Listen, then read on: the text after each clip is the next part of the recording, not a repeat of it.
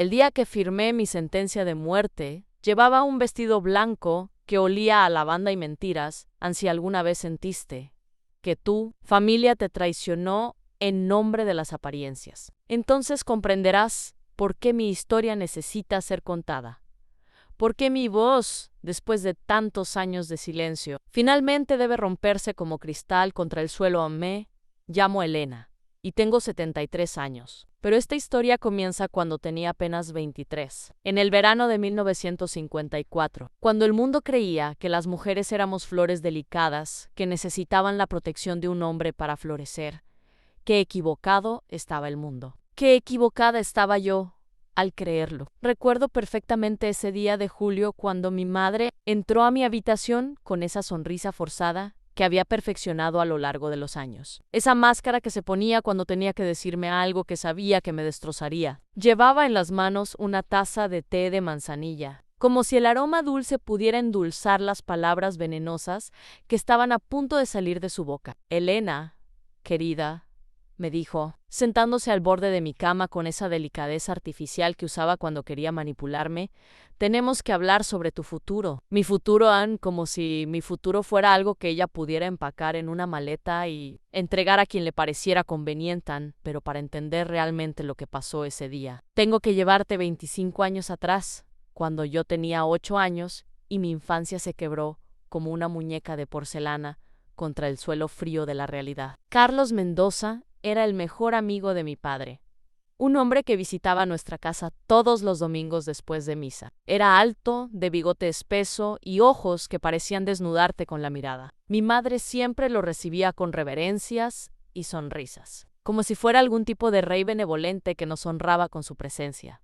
Yo era una niña curiosa, de rizos dorados y ojos grandes que mi abuela decía que eran como 2 lunas llenas, pero Carlos veía algo diferente en esos ojos, algo que una niña de 8 años no debería despertar en un hombre de 40 los domingos. Se convirtieron en mi pesadilla personal. Mientras los adultos conversaban en la sala sobre política y negocios, Carlos encontraba excusas para llevarme al jardín, al sótano, a cualquier lugar donde sus manos pudieran tocar lo que no debían tocar, donde sus palabras pudieran plantar semillas de vergüenza que crecerían como maleza venenosa en mi alma de niña. Esto es nuestro secreto especial, Elena, susurraba con esa voz que ahora, décadas después, todavía me despierta en las madrugadas empapada en sudor frío. Si se lo dices a alguien, tu familia se destruirá, tu padre perderá su trabajo, tu madre se morirá de la vergüenza, y todo será tu culpa. ¿Y yo, niña inocente? Le creí. Me tragué sus mentiras como si fueran medicina amarga pero necesaria. Guardé su secreto como si fuera un tesoro maldito, llevándolo en el pecho como una piedra que cada día pesaba más, que cada día me ahogaba un poco más. Los años pasaron, Carlos siguió visitando. Yo seguí fingiendo que nada había pasado, que nada seguía pasando. Aprendí a desaparecer, a convertirme en fantasma en mi propia casa cuando escuchaba sus pasos subiendo las escaleras. Aprendí a sonreír cuando me preguntaban por qué estaba tan callada, por qué ya no jugaba como antes, por qué había perdido esa luz que antes brillaba en mis ojos. A mi madre, bendita sea su ignorancia selectiva, siempre encontraba excusas para mi comportamiento. Elena está creciendo, decía a las vecinas cuando comentaban sobre mi silencio. Es normal que las niñas se vuelvan más reservadas cuando se acercan a la adolescencia, pero mi padre, sabía. Lo veía en la manera como evitaba mi mirada cuando Carlos estaba cerca, en cómo se aseguraba de estar siempre ocupado cuando su mejor amigo sugería llevarme a pasear. Mi padre sabía, y su silencio fue la primera traición que me partió el corazón cuando cumplí 15 años. Los encuentros con Carlos cesaron abruptamente, no porque él hubiera desarrollado una conciencia o porque alguien hubiera intervenido, sino porque él se había casado con una mujer de buena familia y ahora tenía que mantener las apariencias. Yo respiré por primera vez en años, creyendo ingenua que mi pesadilla había terminado, aunque equivocada estaba. A los años siguientes fueron extraños. Yo crecí convertida en una mujer joven, hermosa pero rota, con sonrisas que no llegaban a los ojos y una manera de encogerse cuando los hombres se acercaban demasiado. Tuve pretendientes, por supuesto. En los años 50, Una mujer de buena familia como yo era considerada un buen partido, pero algo en mí los alejaba, algo quebrado que podían percibir. Sin entender a mi madre, se desesperaba. Elena, ya tienes 23 años, me recordaba constantemente, como si yo pudiera olvidar que cada día que pasaba soltera era una vergüenza más para la familia. Las mujeres decentes no se quedan para vestir santos. ¿Qué va a decir la gente? La gente. Siempre la gente, como si la opinión de desconocidos fuera más importante que mi alma destrozada, que mi corazón que había aprendido a latir en silencio. Y entonces llegó ese día de julio, esa conversación que cambiaría mi vida para siempre. Carlos ha enviudado, me anunció mi madre con esa falsa casualidad, que usaba cuando quería que algo pareciera menos terrible de lo que realmente era.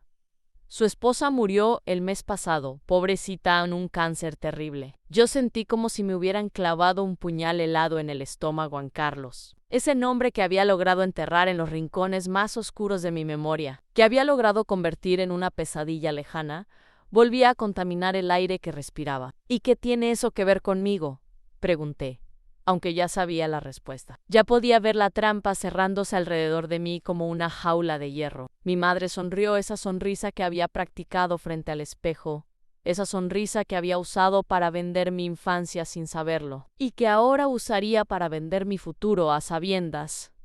Bueno, querida, Carlos ha expresado un interés en ti. ¿Para matrimonio? Las palabras cayeron como piedras en agua estancada, creando ondas de horror que se expandían por todo mi ser. A matrimonio con él, con el hombre que había convertido mi infancia en un campo de batalla donde yo siempre había perdido. No, susurré. Y luego más fuerte, no, nunca. Pero mi madre ya había empezado su discurso preparado, sus argumentos pulidos como balas, destinadas a atravesar mi resistencia. Elena, sé razonable. Carlos es un hombre exitoso, respetado en la comunidad. Tiene una casa hermosa, dinero suficiente para mantenerte como una dama.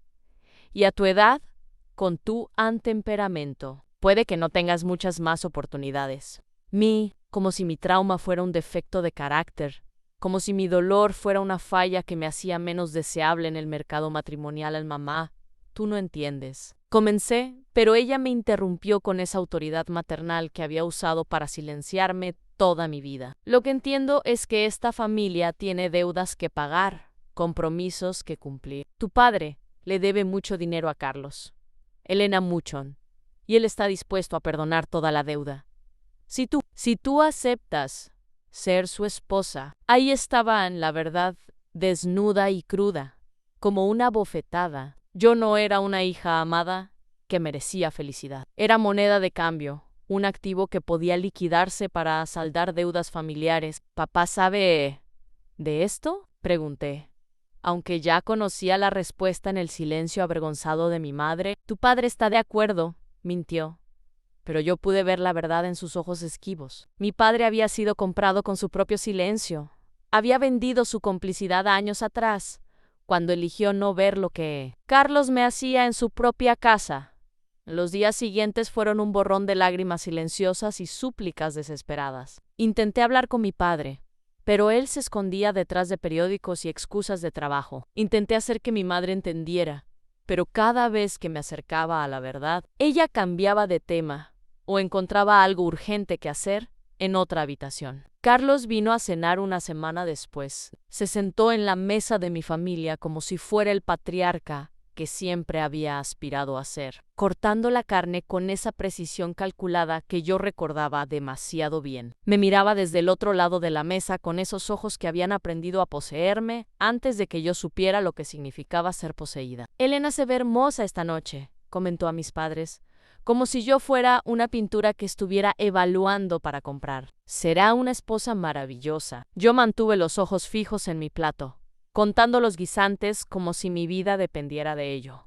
1, 2, 3, 4. Números que me mantenían anclada a la realidad, cuando todo a mi alrededor se sentía como una pesadilla de la que no podía despertar después de la cena. Él pidió hablar conmigo a solas. Mis padres se retiraron con esa prisa sospechosa de quienes prefieren no ser testigos de sus propias traiciones. Mi pequeña Elena, dijo cuando estuvimos solos, y su voz tenía esa misma cadencia melosa que había usado cuando yo tenía 8 años. Has crecido y te has convertido en una mujer muy hermosa. ¿Se acercó Amy?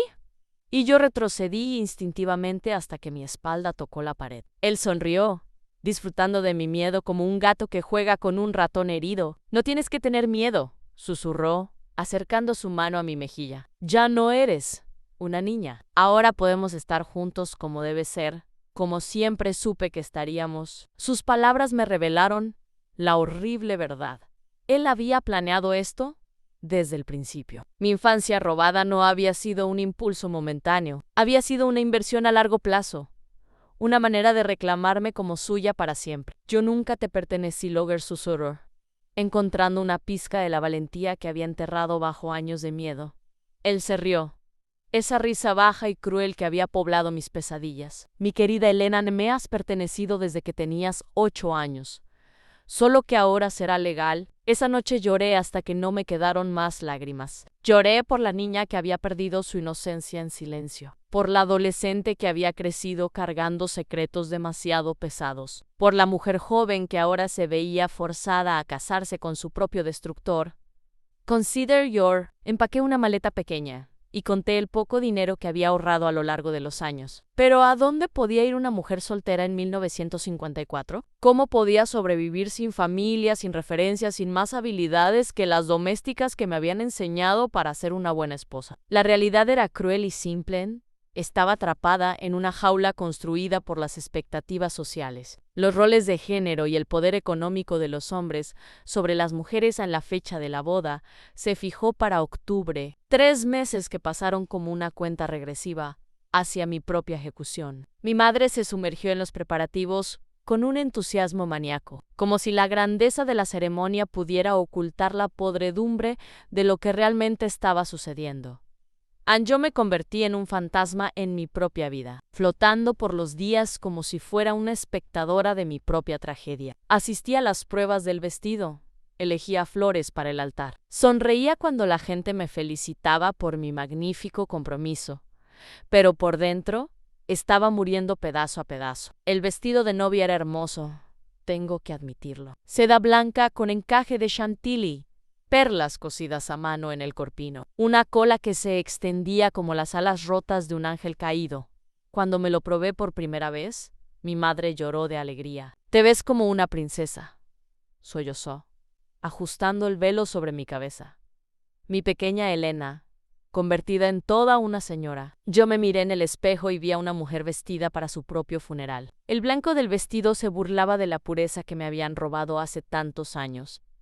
El velo ocultaba ojos que habían visto demasiado. Demasiado pronto, don Carlos me visitaba regularmente durante esos meses, siempre bajo la mirada aprobatoria de mis padres. Me traía regalos perfumes, frances, pulseras de oro, libros de poesía que probablemente nunca había leído. Cada regalo se sentía como una cadena más, como si estuviera comprando mi alma pedazo a pedazo. Durante esas visitas, él se comportaba como el pretendiente perfecto, conversaba con mi padre sobre negocios, halagaba a mi madre por su cocina, me hablaba de nuestros futuros planes con esa falsa ternura que había perfeccionado. Pero yo podía ver la verdad en sus ojos cuando nadie más estaba mirando. Podía ver la posesión, la satisfacción del cazador que finalmente había acorralado a su presa una noche. Mientras cenábamos en el club de campo, él me tomó la mano por encima de la mesa. Pronto serás mía para siempre,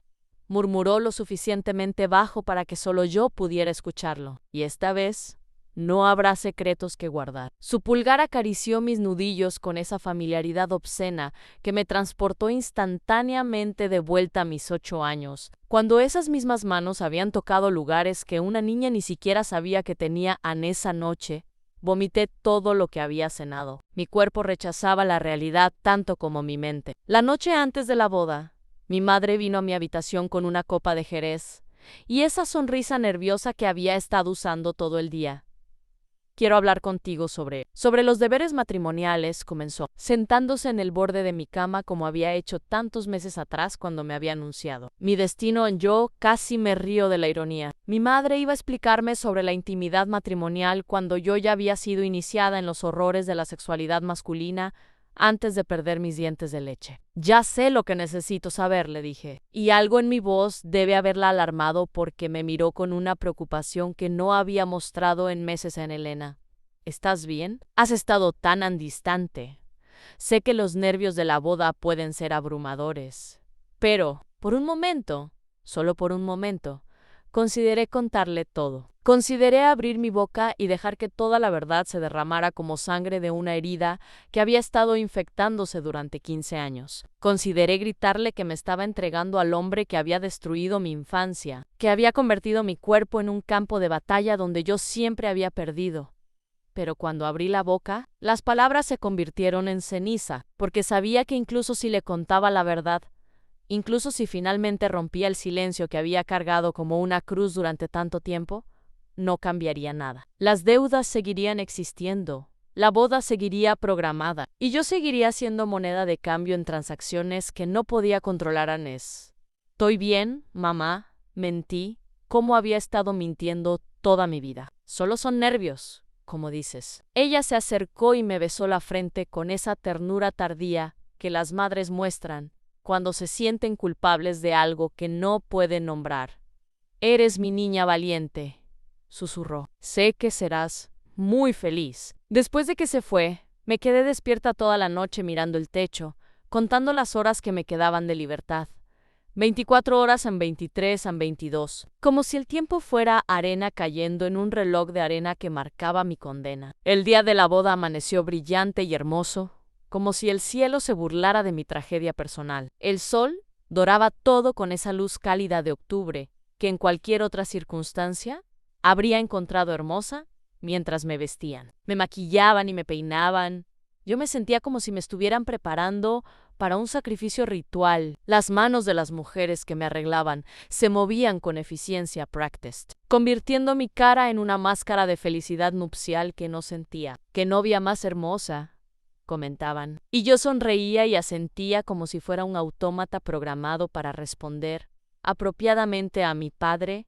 Vino a buscarme cuando era hora de ir a la iglesia. Se veía pálido y evitaba mi mirada, como había estado haciendo durante meses. Cuando me ofreció su brazo, pude sentir que temblaba ligeramente. Elena comenzó y por un momento pensé que finalmente iba a hablar, que finalmente iba a reconocer lo que me estaba haciendo. Espero que puedas perdonarme algún día. Sus palabras confirmaron lo que yo había sospechado. Él había sabido todo el tiempo y había elegido su comodidad económica por encima de mi bienestar. Ya te he perdonado, papá, le dije, porque era más fácil mentir que enfrentar la verdad de su traición a la iglesia. Estaba llena de gente que había venido a celebrar lo que veían como una unión bendecida. Flores blancas decoraban cada superficie. Velas iluminaban el altar con luz dorada, y el órgano tocaba las melodías que habían acompañado miles de bodas antes que la mía, mientras caminaba por el pasillo del brazo de mi padre. Pude ver a Carlos esperándome frente al altar. Se veía distinguido en su smoking, con esa sonrisa que había aprendido a usar en público. Para todos los presentes, él era el novio perfecto, exitoso, respetable. Maduro, solo yo podía ver la verdad detrás de esa fachada. Solo yo podía ver la satisfacción depredadora en sus ojos, la manera como sus manos se movían inquietas, anticipando el momento en que tendría derecho legal a tocarme de la manera que había estado tocándome desde que yo era una niña. El sacerdote comenzó la ceremonia con esas palabras, que se suponía debían ser sagradas en queridos hermanos. Nos hemos reunido aquí hoy para celebrar la unión en santo matrimonio de Carlos y Elena. Las palabras se convirtieron en un zumbido distante en mis oídos. Yo estaba ahí, pero no estaba ahí, presente físicamente, pero ausente espiritualmente, como había aprendido a hacer durante mis encuentros con Carlos en mi infancia. Cuando llegó el momento de los votos, Carlos tomó mis manos entre las suyas. Sus palmas estaban húmedas de anticipación, y yo tuve que usar toda mi fuerza de voluntad para no apartarme. Elena, dijo con esa voz que había modulado para sonar amorosa y sincera. Prometo amarte y cuidarte, en la salud y en la enfermedad, en la riqueza y en la pobreza, hasta que la muerte nos separe. Hasta que la muerte nos separe. Las palabras resonaron en mi cabeza como una sentencia. ¿Sería mi muerte o la suya la que finalmente me liberaría? Cuando llegó mi turno de hablar, mi voz salió como un susurro quebrado. Anjo, Elena, te tomo a ti, Carlos, como mi esposo. Las palabras se sentían como vidrio en mi garganta. Cada sílaba una pequeña traición a la niña que había sido, a la mujer que podría haber llegado a ser. Y entonces, las palabras que sellaron mi destino, pueden besarse. Carlos se inclinó hacia mí, y por un momento que se sintió como una eternidad, sus labios tocaron los míos. Era un beso público, apropiado, el tipo de beso que se esperaba en una ceremonia de bodas. Pero yo pude sentir la promesa implícita en esa caricia, la posesión que se haría completa esa misma noche. A la congregación aplaudió. Las campanas repicaron, y yo me convertí oficialmente en la señora Elena Mendoza. Había cambiado mi apellido por el de mi destructor. Había legalizado mi propia tortura. A la recepción fue un borrón de felicitaciones y bailes, de comida que no podía tragar, y champán que sabía a cenizas en mi boca. Todo el mundo comentaba qué pareja tan hermosa hacíamos. Qué afortunada era yo de haber conseguido un marido tan distinguido. Si hubieran sabido la verdad, si hubieran podido ver más allá de las apariencias que tanto valoraban. Pero la sociedad de los años 50 había perfeccionado el arte de no ver lo que no quería ver, de mantener las fachadas sin importar el costo humano. Carlos bailó conmigo esa primera pieza como el esposo perfecto, sosteniéndome cerca, pero no demasiado, susurrándome palabras dulces al oído que solo yo sabía que eran amenazas disfrazadas. Esta noche finalmente serás mía de verdad, me murmuró mientras girábamos al ritmo de la música. Ya no tendremos que escondernos. Ya no tendrás que fingir que no me deseas. Yo no le respondí. Ya había perdido la habilidad de fingir, incluso para salvar las apariencias. Cuando finalmente llegó el momento de irnos, cuando los invitados nos despidieron con arroz y pétalos de rosa, yo me sentía como si estuviera caminando hacia mi propia ejecución. El auto que nos llevaría a la casa, que ahora sería mi prisión, esperaba decorado con lata. Y un letrero que decía recién casados a la casa de Carlos era todo lo que mi madre había prometido, grande, elegante, llena de muebles caros y arte seleccionado con gusto. Pero yo solo podía ver las sombras en los rincones, imaginar los secretos que esas paredes habían guardado, los gritos que habían silenciado. Bienvenida a tu nuevo hogar, me dijo Carlos mientras me cargaba cruzando el umbral, cumpliendo con esa tradición romántica que se sentía como una burla cruel esa primera noche como su esposa. Fue todo lo que había temido y peor. Él reclamó mi cuerpo con la brutalidad de alguien que había estado esperando 15 años para hacerlo legalmente. No hubo ternura. No hubo consideración por mi terror, obvio, solo la satisfacción de un depredador que finalmente había conseguido a su presa después. Mientras él dormía satisfecho a mi lado, yo me quedé despierta mirando las sombras que se movían en el techo, preguntándome si esa sería mi vida para siempre, en días de fingir ser la esposa perfecta y noches de ser la víctima silenciosa. A los años siguientes fueron una lenta erosión de todo lo que quedaba de mi espíritu. Carlos era el esposo modelo en público anatento, generoso, orgulloso de su hermosa esposa. En privado, yo era su posesión personal, su juguete quebrado que podía usar como quisiera. Aprendí a sonreír en las fiestas, mientras cargaba moretones ocultos bajo mi ropa elegante. Aprendí a hacer conversación trivial con las esposas de sus amigos, mientras mi alma gritaba por ayuda. Aprendí a ser la anfitriona perfecta en una casa que se sentía como una tumba bellamente decorada. Intenté quedar embarazada, desesperada por tener algo mío en esa vida que se sentía completamente robada. Pero mi cuerpo, sabio en su autoprotección, se negaba a crear vida en un ambiente tan tóxico. Mes tras mes, mi periodo llegaba como una confirmación de que incluso mi biología rechazaba la idea de perpetuar. Ese horror en Carlos se impacientaba con mi esterilidad. Me llevó a doctores que me examinaron como si fuera ganado defectuoso, que me recetaron hormonas y vitaminas que no sirvieron de nada. Nunca se les ocurrió que tal vez el problema no era médico sino espiritual, que tal vez un alma rota no puede crear vida. Pasaron 10 años de vivir como un fantasma en mi propia vida, de despertar cada mañana deseando no haber despertado en absoluto. Mis padres envejecieron y murieron, llevándose a la tumba el secreto de su traición sin nunca pedir perdón explícitamente. Y entonces, una noche de invierno de 1965, todo cambió. Carlos había estado bebiendo más de lo usual en una cena de negocios. Llegó a casa tambaleándose, con esa agresividad particular que el alcohol desataba en él. Esa noche fue especialmente brutal, especialmente cruel en sus palabras y en sus acciones. Cuando finalmente se quedó dormido, yo me levanté de la cama como había hecho miles de veces antes. Pero en lugar de ir al baño a limpiar mis heridas, me dirigí a la cocina. Mis pies descalzos se movían sin que mi mente consciente dirigiera mis pasos.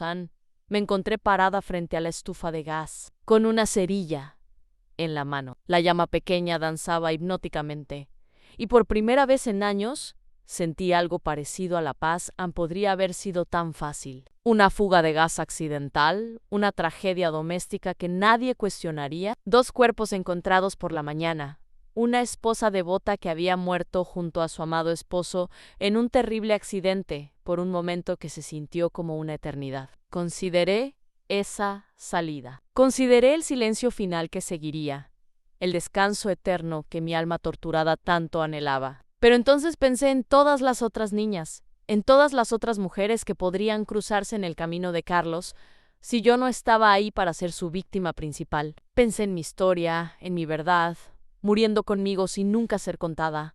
Apagué la cerilla en el lugar de eso. Hice algo que no había hecho en décadas. Comencé a escribir. Esa noche, mientras Carlos dormía su borrachera, yo escribí las primeras páginas de lo que se convertiría en mi testimonio. Escribí sobre la niña de 8 años que había perdido su inocencia en silencio, sobre la mujer joven que había sido vendida por deudas familiares, sobre los años de matrimonio que habían sido una tortura legalizada.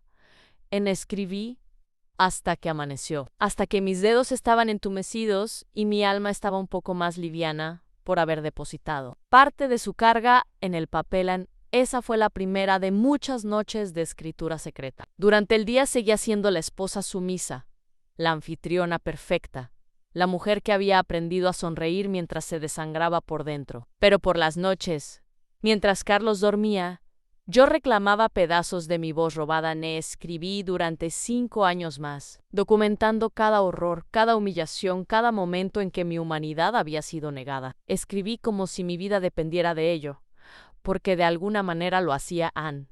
Y entonces, en 1970, Carlos tuvo un ataque al corazón. Lo encontré en su estudio una mañana, desplomado sobre su escritorio, con los ojos abiertos, mirando hacia una eternidad que esperaba no tuviera que compartir con él. Mi primera reacción no fue llamar a una ambulancia o revisar si tenía pulso. Mi primera reacción fue sentir algo que no había sentido en 25 años. Alivio en el funeral fue todo lo que se esperaba del entierro de un hombre respetable. La iglesia se llenó de gente que hablaba de sus virtudes, de su generosidad, de qué esposo devoto había sido. Yo me senté en la primera fila vestida en negro riguroso, interpretando el papel de la viuda desconsolada, mientras por dentro celebraba mi liberación después del funeral. Mientras ordenaba sus pertenencias, encontré algo que me heló la sangre. En su escritorio privado, en un cajón con llave que forcé con un destornillador, encontré fotografías de niñas, docenas de ellas, todas entre 8 y 12 años, todas con esa misma expresión de terror confuso que yo recordaba haber tenido. No era el único. Nunca había sido el único. En esa noche quemé todas las fotografías en la chimenea, viendo cómo las llamas consumían la evidencia de su monstruosidad. Pero las imágenes habían quedado grabadas en mi mente, confirmando lo que siempre había sabido. Yo no había sido especial, no había sido elegida, había sido simplemente conveniente. Después de su muerte, vendí la casa y me mudé a un apartamento pequeño en otra ciudad. Usé parte del dinero de la herencia para publicar privadamente mi testimonio. 100 copias que distribuí anónimamente a organizaciones de mujeres, a trabajadores sociales, a cualquiera que pudiera usar mi historia para proteger a otras niñas de sufrir lo que yo había sufrido. Fue mi manera de convertir mi dolor en propósito, mi silencio forzado en una voz que finalmente podía gritar la verdad. Los años que siguieron fueron los primeros años reales de mi vida. Por primera vez desde los 8 años, desperté sin miedo. Por primera vez pude caminar por mi propia casa sin calcular rutas de escape. Por primera vez, mi cuerpo me pertenecía completamente. Pero la libertad física no borra décadas de trauma. Aún despertaba en las madrugadas empapada en sudor. Aún me sobresaltaba cuando un hombre se acercaba demasiado. Aún cargaba en mi cuerpo las cicatrices invisibles de una guerra que había durado toda mi vida adulta. Comencé a asistir a los primeros grupos de apoyo para mujeres que se estaban formando en los años 70. Sentada en círculos de sillas plegables, en sótanos de iglesias, escuché historias similares a la mía. Mujeres que habían sido silenciadas, vendidas, traicionadas por las mismas personas que se suponía debían protegerlas. Descubrí que no estaba loca, que no estaba rota de manera irreparable. Descubrí que mi dolor tenía nombre a abuso, trauma, violencia de género, palabras que en los años 50 no existían en el vocabulario público, pero que en los 70 finalmente comenzaban a ser pronunciadas en voz alta. Lentamente, muy lentamente, comencé a sanar. No completamente. Nunca completamente. Las heridas del alma no cicatrizan como las del cuerpo, pero aprendí a vivir con mis cicatrices, a honrar mi supervivencia, a encontrar significado en mi resistencia. Me involucré en trabajo voluntario con mujeres maltratadas, con niños en situaciones de riesgo. Mi historia, que durante tanto tiempo había sido mi vergüenza secreta, se convirtió en mi herramienta más poderosa para ayudar a otros. Cuando una niña de ojos asustados me contaba sobre juegos especiales que un adulto le hacía hacer, yo podía mirarla a los ojos y decirle con absoluta certeza, creo, no is tu culpa. No estás sola. Nunca me volví a casar. Los hombres que se acercaron a mí durante esos años se encontraron con una mujer que había aprendido a valorar su soledad más que cualquier compañía. Había pasado tanto tiempo siendo propiedad de alguien más que la idea de pertenecer a otro ser humano me resultaba físicamente nauseabunda. Tuve amigas, buenas amigas que se convirtieron en la familia que elegí. Mujeres que entendían que mi pasado no me definía, pero sí me había moldeado. Que respetaban mi necesidad de espacio y mi desconfianza instintiva hacia la intimidad. En los años 80, cuando el movimiento feminista comenzó a hablar más abiertamente sobre el abuso sexual infantil, yo encontré mi voz pública. Comencé a dar charlas en universidades, en conferencias, en cualquier lugar donde mi historia pudiera servir para educar y concientizar. No era fácil. Cada vez que contaba mi historia, revivía partes de ella. Cada vez que veía las caras horrorizadas de mi audiencia, recordaba por qué había guardado silencio durante tanto tiempo. Pero también veía las caras de reconocimiento, las lágrimas de mujeres que por primera vez escuchaban su propia experiencia reflejada en las palabras de otra persona. Gracias por hablar por todas nosotras, me decían después de mis conferencias. Y yo entendía que mi dolor había encontrado su propósito más alto en convertirse en un puente para que otras mujeres cruzaran de la vergüenza hacia la sanación. Los años 90 trajeron terapia, más profunda y más específica que los grupos de apoyo de décadas anteriores. Trabajé con psicólogos especializados en trauma, aprendí técnicas para manejar los flashbacks, para reconocer los triggers, para honrar mi experiencia sin ser consumida por ella. Fue durante esa década que finalmente pude llorar. No las lágrimas silenciosas de la desesperanza que habían sido mi compañía durante tantos años, sino el llanto catártico de la liberación. Lloré por la niña que había sido, por la mujer joven que nunca pudo ser, por los años perdidos en una prisión matrimonial. Pero también lloré de gratitud. Gratitud por haber sobrevivido, por haber encontrado mi voz, por haber convertido mi victimización en activismo. En el año 2000, cuando cumplí 69 años, publiqué oficialmente mi historia completa. Silencio roto, Memorias de una superviviente, se convirtió en un bestseller inesperado. De repente, mi historia privada se volvió pública de una manera que nunca había anticipado. Las entrevistas en radio y televisión se sucedieron. Mujeres de todas las edades me contactaban para compartir sus propias historias, para agradecerme por haberles dado palabras para experiencias que nunca habían podido nombrar. Recibí miles de cartas, algunas de apoyo, otras de crítica. Hubo quienes dijeron que estaba ensuciando la memoria de un hombre muerto, que debería haber mantenido los asuntos familiares en privado. Pero por cada carta de crítica, recibía 10 de mujeres que me agradecían por mi valentía. Su historia me salvó la vida, escribió una mujer de 30 años. Me ayudó a entender que lo que me pasó no fue mi culpa. Gracias por enseñarme que es posible sobrevivir, escribió Atra. Pensé que estaba loca hasta que leí su libro. Esas cartas se convirtieron en mi tesoro más preciado. Cada una era la confirmación de que mi dolor no había sido en vano, de que mi silencio roto había ayudado a otras mujeres a encontrar sus propias voces. Ahora, a los 73 años, vivo en una casita pequeña con un jardín donde cultivo rosas. Las rosas siempre me han parecido la metáfora perfecta para la supervivencia en Hermosas, a pesar de sus espinas, capaces de florecer incluso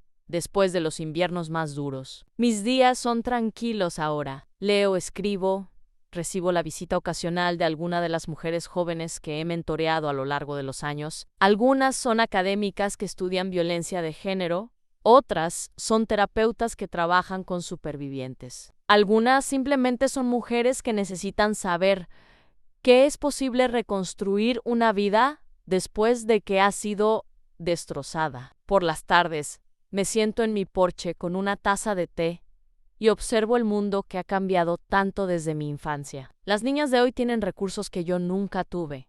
Tienen palabras para experiencias que yo tuve que sufrir en silencio. Tienen leyes que las protegen de maneras que habrían sido impensables en los años 50. Pero también sé que el abuso no ha desaparecido, que todavía hay niñas cuyos gritos son silenciados. Mujeres que son vendidas en matrimonios que las destruirán. Familias que valoran las apariencias más que la seguridad de sus hijos. Mi historia no es única. Es la historia de miles de mujeres de mi generación y de generaciones anteriores. Mujeres que llevaron sus secretos a la tumba porque no tenían las palabras o el apoyo para hablar. Es la historia de mujeres que aún hoy luchan por ser creídas, por ser escuchadas, por ser valoradas más allá de su utilidad para otros.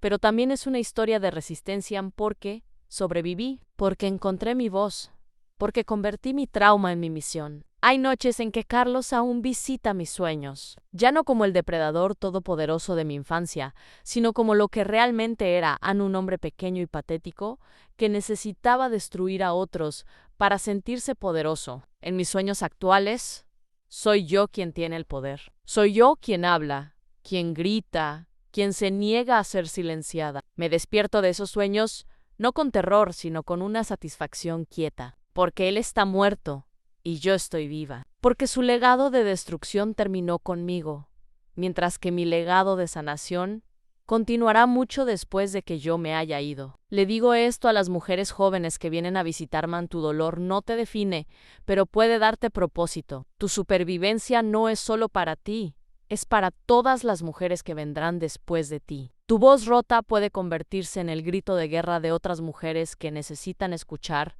que es posible sobrevivir, que es posible sanar, que es posible convertir la victimización en poder. Cuando me vaya de este mundo, y sé que será pronto, porque puedo sentir el cansancio en mis huesos, me iré sabiendo que mi vida tuvo significado, no el significado que la sociedad de los años 50 quería darle: ser una buena esposa, una mujer silenciosa, una víctima complaciente, sino el significado que yo elegí darle. Mi legado no serán los hijos que nunca tuve, sino las mujeres que ayudé a sanar. No será el matrimonio exitoso que representé durante tantos años, sino las verdades incómodas que finalmente me atreví a decir. No será la respetabilidad que se esperaba de mí, sino la autenticidad que elegí abrazar. Esta es mi historia, la historia de Elena, que fue Elena Martínez hasta los 23 años, y Elena Mendoza durante 25 años de matrimonio, pero que finalmente, en sus últimas décadas, se convirtió simplemente en Elena